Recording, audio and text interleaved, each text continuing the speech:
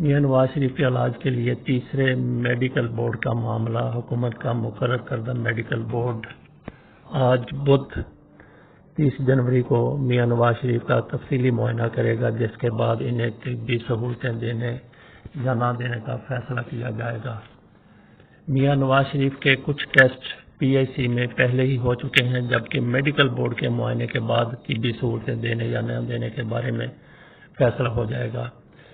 میاں نواز شریف کے لیے تیسرا میڈیکل بورڈ تشکیل دیا گیا تھا۔ واضح ہے کہ نواز شریف کے ذاتی معالج جو چمچہ گیری زیادہ کرتے ہیں۔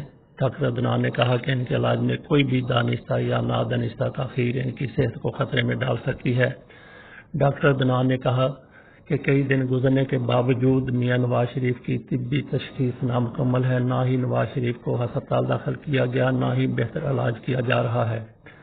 انہوں نے واضح کیا کہ جناح ہسپتال کے میڈیکل بورڈ نے 17 جنوری کو سفارشات جمع کرائی تھیں، جبکہ پی ایچ سی نے نواز شریف سے متعلق 23 جنوری کو سفارشات دیں۔